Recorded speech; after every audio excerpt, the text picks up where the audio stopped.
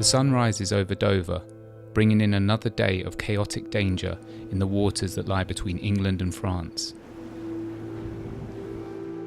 Since 2018, 100,000 migrants have made the treacherous journey across the Channel. And this calm August morning would prove to be a record-breaking day, with 755 people crossing in 14 boats. This is Zak Garner-Purkis, investigations editor at the Express. We're heading out on a fishing boat to go and see what we can see any small boats coming across the Channel this morning. The Channel is one of the world's busiest seas, with huge numbers of vessels travelling in different directions every day. And as we made our way from Dover's White Cliffs, it didn't take long before we came across our first small boat, packed with migrants heading in the opposite direction. So you can see large group, children in the middle, women on the front, massively overloaded, massively dangerous. We just seen a small boat, about 50 people on it, guys hanging out the side, kids in the middle with women. Some of the women, kids look very scared. Some of the guys on the side were laughing, joking. Some of them covering their faces. Real mixture of people.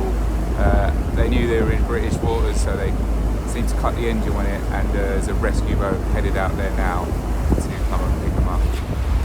As the small boats enter the shipping lanes, they cause huge disruption, from yachts of day trippers seeking to make the most of the good weather, to massive cargo ships laden with containers. The detailed layers of communication needed to prevent this mass of vessels colliding is immense.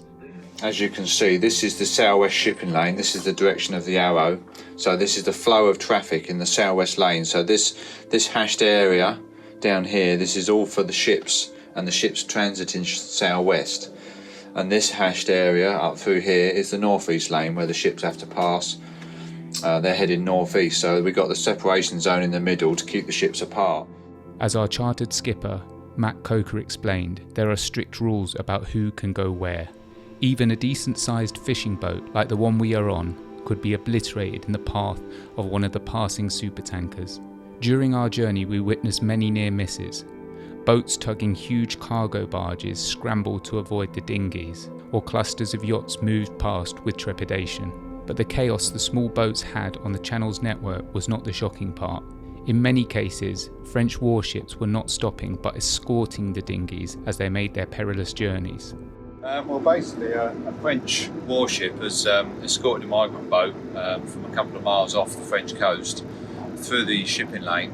It's now crossed into UK waters across the border, and it's now heading towards the coast of the UK with the migrant boat in escort. And worse than that, it's actually the migrant boat has came in between the warship and a tug which is towing two large barges down through the shipping lane. So the tug is unable to alter course because it's got two large barges in tow, and the migrant boat has gone right in between the middle of it all. And I think that was quite a close call really for the migrant boat. We captured the moment the French warship asked one of the vessels to alter its course so it could safely escort the small boat. Can you alter your course to 270, 270 please? Okay sir, I will alter my course to 270. Golden Bull, this is French warship Cormoran. Correction, can you pass astern of me please? So basically this French warship here has escorted a migrant vessel all the way through the northeast shipping lane where the ships run northeast, and then this is the separation zone in the middle, which is like the central reservation on a motorway. Now this French warship has had to call this ship and ask him to go round him because he's escorting a migrant vessel. And as you can see, the French warship is now going against the flow of traffic with an unpredictable migrant vessel in escort. Coming into the shipping lane, about to enter and cross at right angles, is what looks like about 10 either motor cruisers or yachts, all in a bunch, and they're keeping close together so that when they cross the shipping lane, it's less of a risk to the ships because they won't be scattered. And it looks like it's all going to come right into the middle where this migrant boat is. By bringing these migrant boats through the shipping lanes like this, you're just causing havoc and confusion amongst all the ships in what is one of the busiest shipping lanes in the world. Many times the warships took the dinghies deep into British waters. Later, He's dropped it off into UK waters. He's gone back into French waters. He's found another migrant boat and he's escorted that across the border, and he's kept that going all the way through up to about 3 miles off the English coast. We come out, look, he's just off St Margaret's Bay, and that's how far they're willing to go to make sure they pass safely into UK waters.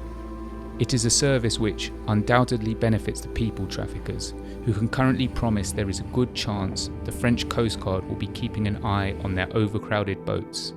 And once on the British side, Border Force or RNLI rescue ships will collect the migrants and take them to safety. Halfway through our trip, we encountered a small boat with around 80 people. Matt called it in to the lifeguard, but they were so stretched we ended up having to keep an eye from a safe distance until help arrived. They were safely rescued, but perhaps inevitably, before we left the channel, more reports came through on the radio that people from a migrant boat had fallen into the water. What's happening now, right now as we speak, is there's a French boat called Argonaut, a French military boat, Coast Guard boat, that has escorted some migrants from the French coast through the shipping lanes and has now crossed into UK waters with this migrant boat. People have now fallen out the boat, and sounds like there's people in the water, or the boat's capsized, and it sounds like there's a lot of the RNLI, the Border Force boats, they're all racing out to the scene now. They've asked for all boats in the area to keep a lookout and proceed to the area and to assist if they can. And the only 2 boats that aren't proceeding to the area is the French warship over there, which is now headed back to France slowly from UK waters, and the other French warship, which is behind us over there. And yet the English Border Force, the RNLI, and even private boats, it sounds like, as well as ships in the shipping lane, are all proceeded to this area to try and recover the people out of the water. I find it a little bit disconcerting that the 2 of the boats responsible for this sort of thing, which are escorting these migrant boats across and leaving them in UK waters, are the only 2 boats that aren't actually headed to the area. Several rescue boats, a helicopter and a drone all raced to the scene. The mayhem continued as we headed back to dry land, with warships following migrant boats to British waters and rescue ships scrambling to pick them up. After all we had seen, it is evident traffickers are the cruel winners. There is little being done to prevent their repulsive but highly profitable trade, and they will continue sending boats packed with migrants to the UK. In vessels so unsafe, lives will be lost. For a country to be facilitating trafficking the way that the French warships do, you would think it would be a global scandal. As it is just another day in the English Channel.